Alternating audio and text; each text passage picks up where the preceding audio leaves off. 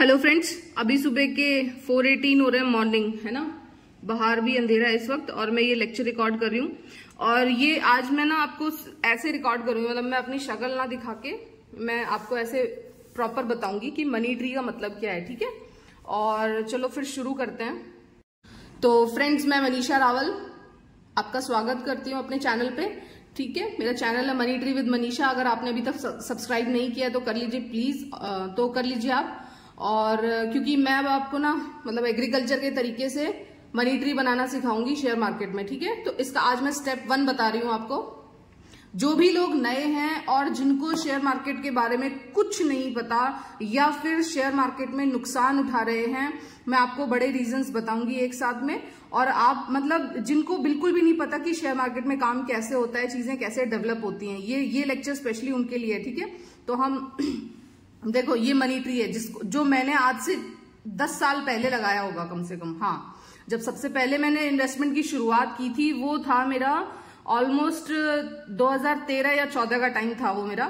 तो ये इस कंडीशन में जब मैंने सबसे पहले मनी ट्री लगाया था वो 2 लाख का था। मैंने शुरुआत शेयर मार्केट में की थी, वो 2 लाख से शुरुआत की थी, ठीक है। और आज की डेट में अगर वो 40 लाख का मनी ट्री हो पाया है तो उसके स्टेप्स मैं आपको बताऊंगी कि ये फिगर को मैंने यहां तक कैसे बनाया, ठीक है। तो ये जिस दिन लगाया था उस दिन मेरे साथ मेरे गुरुजी, मेरे मार्केट एनालिस्ट थे जो 30 साल के एक्सपीरियंस के साथ मेरे साथ आए थे। उन्होंने मुझे सबसे पहले शेयर मार्केट के बारे में बताना सिखाना शुरू किया था, ठीक है। अब मैं आपको बताऊंगी इस स्टेज में जो आपकी पहले 3 साल में बोलती हूं, ये 3 साल इस छोटे से पौधे के दुश्मन कौन कौन है। जो मेरे ये 2 लाख रुपए थे उनका दुश्मन कौन कौन था वो मैं आपको बताती हूं। सबसे नंबर 1, वीड्स। ये जो टाइम है एक पौधे का, ये होता है 7 डे आफ्टर सोइंग, 7 और 8 डेज तुरंत जो पौधा एकदम पनपना शुरू होता है ना, उस वक्त सबसे बड़ी दुश्मन होती है इसकी वीड्स। अगर इस पौधे के बराबर में वीड्स उगाएंगी तो ये पौधा कभी पनप ही नहीं पाएगा, ठीक है। तो यहाँ पे वीड्स क्या है, यहाँ पे वीड्स हैं एफडी, एलआईसी और प्रॉपर्टी।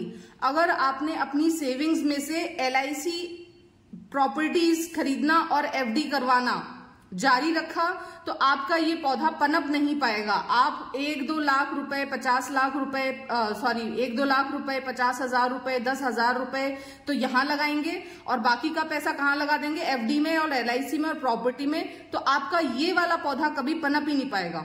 मतलब मेरा ये जो 2 लाख रुपए से मैंने 40 लाख रुपए बनाए हैं वो जस्ट इसी वजह से बन पाए हैं क्योंकि मैंने उस 2 लाख के पौधे को ही सारा पोषण, न्यूट्रिशन, अपना जो मंथली जो मेरी सेविंग्स हैं वो सारा कुछ इसी पौधे को दिया है। मेरा 0 इन्वेस्टमेंट है एफडी में। एलआईसी अरुण की एक सिर्फ 25,000 की एलआईसी चल रही है जो किसी मतलब पर्सनल फैमिली रीजंस की वजह से चल रही है। मैं उस एलआईसी को बंद नहीं करवा पा रही हूँ क्योंकि वो बहुत ही नियर रिलेटिव ने करवाई हुई है, उनसे हमारा लड़ाई झगड़ा हो जाएगा, इस वजह से मैं ये एलआईसी बंद नहीं करवा पा रही हूँ। और प्रॉपर्टी, टिल डेट मैंने 1 भी रुपया किसी प्रॉपर्टी में इन्वेस्ट नहीं किया है। इस प्रॉपर्टी वाले टॉपिक में कि लोग प्रॉपर्टी पे पैसा लगा के किस तरह से अपने पैसे का बिल्कुल नाश करते हैं ना, वो मैं आपको बढ़िया से बताऊंगी, ठीक है। तो ज्यादातर लोग एफडी, एलआईसी और प्रॉपर्टी, इन 3 चीजों में अपना पैसा बर्बाद करते हैं जो एक तरह से हमारी सेविंग्स में वीड्स की तरह है। जिन भी लोगों के पास मतलब इस वक्त 4, 5, 6 प्लॉट्स हैं और इधर उधर कुछ भी उन्होंने इन्वेस्टमेंट कर रखा है, ठीक है, तो वो बहुत अच्छे से जानते होंगे उनकी कोई प्रॉपर्टी किसी डिस्प्यूट में फंसी है, किसी प्रॉपर्टी को वो बेच नहीं पा रहे हैं, किसी प्रॉपर्टी तक उनका एक्सेस नहीं है, ठीक है। एलआईसी में पैसा किस तरह से बर्बाद होता है, मैं इसके लिए मुझे एक सेपरेट लेक्चर चाहिए। और एफडी तो मैं आपको बता रही हूँ कि एफडी में रखा हुआ पैसा तो इज लाइक आपने आज 2023 में आप एफडी करा रहे हैं ना, तो वो पैसा तो आपका ऐसा है जैसे आपने मटके में पैसा रख के और जमीन में गाड़ दिया हो, ठीक है। तो ये तीनों चीजें आपके लिए ये जो आपका मनी ट्री है इसको ग्रोथ होने में वीड्स की तरह काम करेंगी, ठीक है। नंबर सेकंड पॉइंट पे बात करूंगी, 3 लीफ स्टेज। जो पहले इस पौधे का 3 साल है या किसी भी पौधे का, इस पौधे के तो ये पहले 8, 9, 10 दिन का पौधा है या फिर 3 साल आपका money tree is equal to आपका पोर्टफोलियो, ठीक है। तो ये जो पहले 3 साल आपका पोर्टफोलियो है ये 3 लीफ स्टेज के एक पौधे के जैसे है जहां पे आपके पास केवल 2 से 3 तो अच्छी कंपनीज होंगी आपके पोर्टफोलियो में, और इसके अलावा मतलब वो ही 2-3 अच्छी कंपनीज आपके 2-3 अच्छी कंपनी से मेरा मतलब ये केवल 3 पत्तियां, अगर ये 3 लीफ स्टेज में इस पौधे की ये 3 पत्तियां टूट जाएं या फिर ना हो तो ये पौधा कभी पनप ही नहीं पाएगा। ठीक है, तो उसी तरह से शुरुआती 3 लीफ स्टेज में देखिए, अगर आप अपने शुरुआती स्टेज में पोर्टफोलियो में केवल और केवल अच्छी कंपनियां, जिनको मैं ब्लू चिप कंपनी बोलती हूँ, जिनको मैं निफ्टी 50 स्टॉक्स बोलती हूँ, अगर आपने वो रख तो 3 लीफ स्टेज से मेरा मतलब ये है कि शुरुआत में आपके पोर्टफोलियो में केवल 2 से 3 अच्छी कंपनीज भी होंगी, निफ्टी 50 स्टॉक्स होंगे, तो भी आपका पौधा जीवित रह जाएगा, वो ग्रोथ करने के लायक रहेगा। ठीक है, लेकिन वहीं अगर आपने शुरुआत में ही अपने पोर्टफोलियो में सारे मल्टी बैगर स्टॉक्स भर लिए, जो कि अक्सर मैं देखा करती हूँ, जो भी न्यू कमर्स हैं वो स्टार्टिंग में ही क्या करेंगे ना, अपने पोर्टफोलियो में एकदम से मल्टी बैगर स्टॉक, 10-10 रुपए के स्टॉक, 15-15 रुपए के स्टॉक, इतने सारे गंदे गंदे स्टॉक्स भर लेंगे और फिर उनके पोर्टफोलियो में केवल और केवल कचरा इकट्ठा हो जाता है स्टॉक्स के नाम पे। ठीक है, तो 3 लीफ स्टेज शुरुआती 3 साल में बहुत ज्यादा जरूरी है कि कोई भी पर्सन पोर्टफोलियो में 2 से 3 मिनिमम अच्छी ब्लू चिप कंपनीज रखे। ब्लू चिप कंपनी से मेरा मतलब कम से कम या तो निफ्टी 50 स्टॉक्स या फिर वेल नोन बड़ी कंपनीज के स्टॉक्स। ठीक है, अब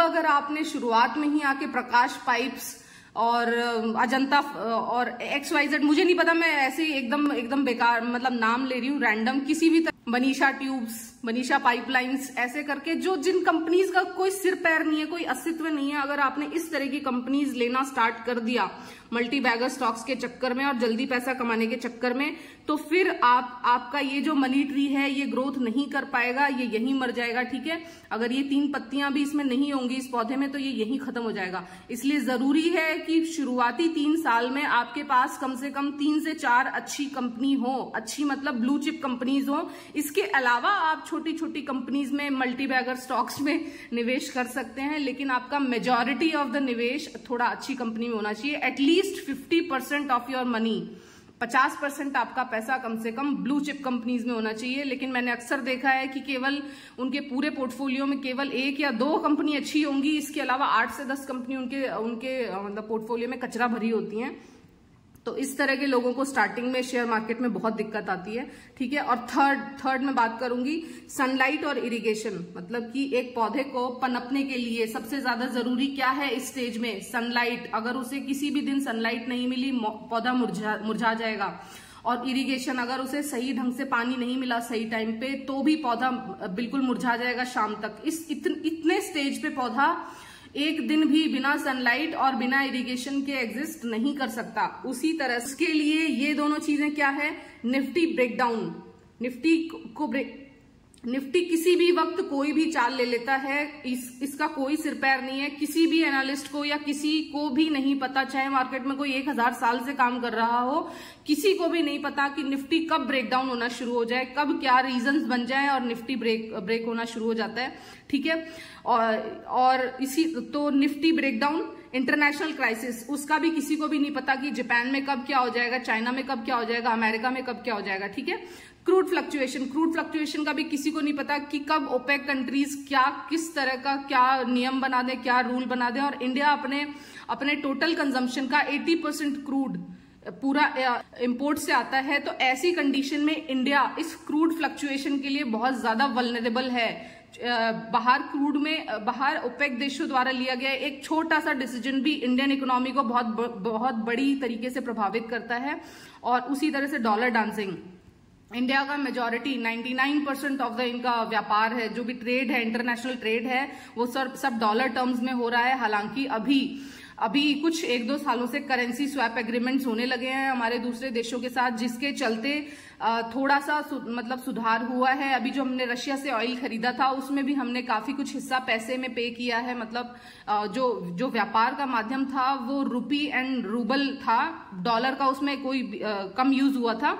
लेकिन वो सस्टेनेबल नहीं है। अभी जो कहते हैं ना कि इंटरनेशनल इकोनॉमी जो है उसको गवर्न करता है डॉलर, तो इसलिए डॉलर डांसिंग का भी इंडियन इकोनॉमी पे बहुत फर्क पड़ता है। ठीक है, और 5th आता है पॉलिटिकल ड्रामा। बहुत सारे पॉलिटिकल डिसीजन शेयर मार्केट को इम्पैक्ट करते हैं, ठीक है। कभी कभी क्या होगा, किसी भी जैसे गवर्नमेंट ऑफ इंडिया के किसी एक मतलब उन्होंने कोई एक रूल निकाला तो वो शेयर मार्केट के लिए बहुत पॉजिटिव होता है। कभी गवर्नमेंट ऑफ इंडिया कोई कानून बना देगी तो वो शेयर मार्केट के लिए बहुत नेगेटिव होता है। जैसे कि अभी 2-3 साल पहले, मुझे एग्जैक्टली याद नहीं है, कि ये जो 1 साल से ज्यादा लॉन्ग टर्म कैपिटल गेन पे भी इन्होंने टैक्स लगा दिया था, तो एकदम फिर शेयर मार्केट टूटा था, शेयर मार्केट को बिल्कुल पसंद नहीं आया था। तो यस, वो फिर शेयर मार्केट के लॉन्ग टर्म इन्वेस्टमेंट सेंटिमेंट्स को भी हर्ट करती हैं, इस तरह की पॉलिटिकल जो भी कानून बनते हैं, न्यूज आती है। या फिर वो सपोज किसी ना मतलब शुगर सेक्टर या टेक्सटाइल को लेके कोई भी कानून बना देंगे कि भाई शुगर एक्सपोर्ट पे इतनी ड्यूटी लगेगी या फिर टेक्सटाइल एक्सपोर्ट पे इतनी ड्यूटी लगेगी, तो उससे फिर शेयर मार्केट के में पर्टिकुलरली उस सेक्टर के शेयर्स में गिरावट या फिर तेजी होती है, ठीक है। तो ये 5 चीजें इस पौधे के लिए, आपके पोर्टफोलियो के लिए धूप और इरिगेशन के जैसे काम करेंगे। Nifty breakdown, international crisis, crude fluctuation, dollar dancing और पॉलिटिकल ड्रामा। और इतनी सारी चीजों को, मतलब ये सारी चीजों से आपके इस पौधे की रक्षा कोई शेयर मार्केट एनालिस्ट ही कर सकता है, जो शेयर मार्केट में कम से कम 10 साल का एक्सपीरियंस हो, ठीक है। जिसने शेयर मार्केट के कम से कम दो डीप डिस्काउंट्स, मतलब डीप डाउन्स देखे हों, झटके झेले हों, 2 बड़े, जैसे कि जो एक तो सबसे बड़ा झटका जो नियर टर्म में था वो 2008 था। उसके बाद में ये जो कोविड क्राइसिस आया है ना, ये था 2019 में था, 2020 में था, हाँ। तो ये 2 क्राइसिस बड़े थे। तो इनमें से किसी भी एक झटका जिसने देखा हुआ है ना खुद से अपने पोर्टफोलियो पे, यहाँ पे आते ही पोर्टफोलियो एकदम 50% का हो गया था इन दोनों। मतलब अगर किसी के पास 100 रुपए का शेयर है तो वो सीधा 50 रुपए पे हो गया था, और विद इन अ डे और 2, मतलब 2002 इस तरह के बड़े किसी झटके को झेला हो वो, तो इस तरह का पर्सन एक शेयर मार्केट एनालिस्ट अच्छा होता है, जिसने इन दोनों बुरे वक्तों में भी अपना पेशेंस नहीं खोया था, ठीक है। तो ये सारी चीजों से आपको केवल शेयर मार्केट एनालिस्ट ही बचा सकता है पहले 3 साल कम से कम। अगर आपके पास कोई भी घर में बड़ा है, कोई भी आपके नोन में जो शेयर मार्केट में काफी टाइम से अर्न कर रहा हो, तो जाके है जो यहाँ आपको शेयर मार्केट में कमाना सिखा सकता है, ठीक है। इसके अलावा फिर आप क्या होगा ना कि आप बड़ी मिस्टेक्स करेंगे या फिर इन सारी चीजों से डर जाएंगे, ठीक है। तो आपका ये पौधा डेवलप नहीं हो पाएगा। तो इसलिए जरूरी है कि पहले 3 साल एटलीस्ट आपको किसी ना किसी शेयर मार्केट एनालिस्ट के टच में रहना चाहिए। 3 साल अगर आप उनसे कुछ सीख के कुछ भी अच्छा डेवलप कर पाते हैं तो फिर आप धीरे इंडिपेंडेंट होना सीख जाएंगे। जैसे कि ये छोटा पौधा है, अगर ये पहले 10 दिन कम से कम ये जीवित रह जाए तो फिर इस पे इन सारी चीजों का, धूप और इरिगेशन का उतना ज्यादा फर्क नहीं पड़ेगा। तो और आपको अपनी कंपनी को शुरुआती खतरे आप नहीं पहचान पाएंगे, आप डर जाएंगे, आप जल्दबाजी में अपना लॉस बुक कर लेंगे, आप बेकार की कंपनीज में फंस जाएंगे। आपको नहीं पता कि क्रूड फ्लक्चुएशन का किस कंपनी पे पॉजिटिव इम्पैक्ट होता है, किस कंपनी पे नेगेटिव इम्पैक्ट होता है। आपको नहीं पता कि किस कानून से किस सेक्टर को फायदा होता है। मैं आपको धीरे अपने वीडियोस में बताऊंगी कि गवर्नमेंट ऑफ इंडिया का एक ही कानून कुछ कंपनियों को पॉजिटिवली इम्पैक्ट करता है, कुछ कंपनियों को नेगेटिवली इम्पैक्ट करता है। तो इस तरह से ये सारी चीजें आपको कोई जानकारी बता पाएगा। बस इतना ही बताना था। आज ये मेरा फर्स्ट लेक्चर था इस मनी ट्री को लेके। मैं इसी तरह से मनी ट्री आपको बताने की कोशिश करूंगी। Thank you so much for listening. Take care, good night, good morning, जिस भी वक्त आप मुझे सुन रहे हैं।